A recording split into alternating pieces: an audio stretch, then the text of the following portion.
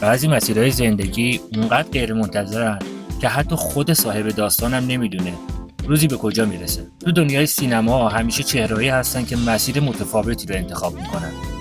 مسیرهایی پر از قضاوت و پر از چالش، پر از جنگیدن برای دوباره دیده شدن.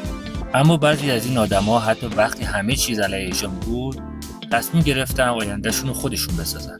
امروز میخوایم بریم سراغ 4 زنی که زندگیشون فقط یه داستان نیست، یه تغییر بزرگه، سفری از گذشته پرحاشیه تا رسیدن به جایگاهی که میلیون‌ها نفر اونا رو تو تلویزیون میشناسن. شماره 1، ساشا گری، حمله به مرزهای هنر.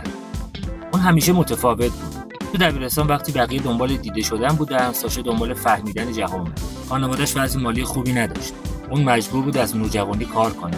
تو 18 سالگی تصمیم گرفت وارد صنعت پورن بشه و خیلی زود اسمش تو سر زبون افتاد. شهرت سریع، پول زیاد و البته قضاوت‌های بی‌پایان. اما چیزی که کسی نمیدونست این بود که ساشا همیشه رویای هنر داشت. اون مطالعه میکرد، موسیقی گوش میداد، فیلم تحلیل میکرد و در ذهنش برای روزی برنامه می‌ریخت که از این صنعت خارج بشه. اون روز وقتی رسید که استیون سپیلبرگ، کارگردان معروف هالیوود، استعداد و نگاه متفاوت اون رو دید و برای فیلم The Girlfriend انتخابش کرد. این انتخاب یه پیام داشت. اون فقط یه چهره جنجالی نیست، اون یه بازیگر جدیه. بعد از اون وارد دنیای موسیقی شد، کتاب نوشت و برنامه‌های تلویزیونی شرکت کرد و مسیر حرفه‌ای و تازه‌ای ساخت که هیچ کس انتظارش نداشت. داستان ساشا داستان دختریه که اجازه نداد گذشته‌اش آینده‌اش رو تعریف کنه. تریسی لورد، فرار از گذشته. داستان تریسی لورد با یک کودکی سخت شروع شد. خانه موقت، اختلاف‌های خانوادگی، نبود امنیت و دختری که زودتر از همه چیز مجبور شد بزرگ بشه. فقط 15 سال داشت وارد صنعت پورن شد که بعدها با بزرگترین رسوایی تاریخمون زمان رقم خورد. وقتی سن واقعیش فاش شد، تمام آثارش جمع‌آوری شد و شهرتش تبدیل به یک سقوط کامل شد. اما نقطه‌ای بود که همه چیز تغییر کرد. وقتی تصمیم گرفت از نو زندگیشو بسازه. اون وارد کلاس‌های بازیگری شد، تمرین کرد، نقش‌های کوچک گرفت و آرام آرام خودشو به هالیوود ثابت کرد. تا اینکه در کنار جانی دپ در فیلم کری بیبی یکی از نقش‌های مهم زندگیش رو به دست آورد. مسیرش بعد از اون باز شد. تلویزیون، سینما و حضور در پروژه‌های جدی و محترم.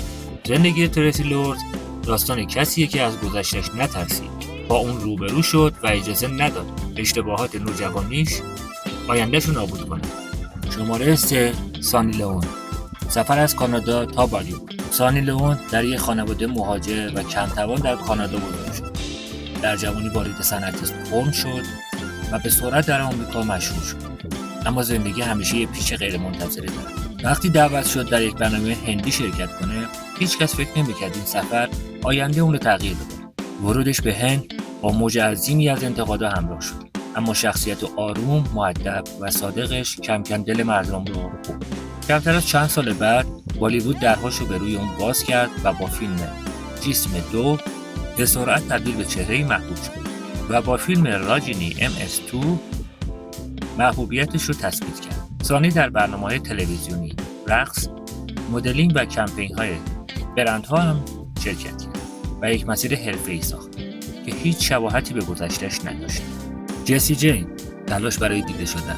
جسی جین در خانواده نظامی بزرگ شد. زندگیش پر از جابجایی بود. هر سال یک شهر، هر سال یک مدرسه و هیچ وقت یه زندگی ثابت نداشت. بعد از ورود به دنیای پورن خیلی سریع مشهور شد. اما برخلاف بسیاری از همسنفیاش، اون همیشه یه رویای دیگه داشت. بازیگری واقعی. اون شروع کرد به شرکت در تست‌ها، پذیرفتن نقش‌های کوچک تلویزیونی و حضور در پروژه‌ای که بیشتر جنبه نمایشی داشت. فیلم پیراتس نقطه‌ای بود که رسانه‌ها برای اولین بار اون رو به عنوان چهره سینمایی دیدن. هرچند حضورش در سینمای جریان اصلی محدود بود، اما تلاشش نشون داد که شهرت همیشه پایان راه نیست.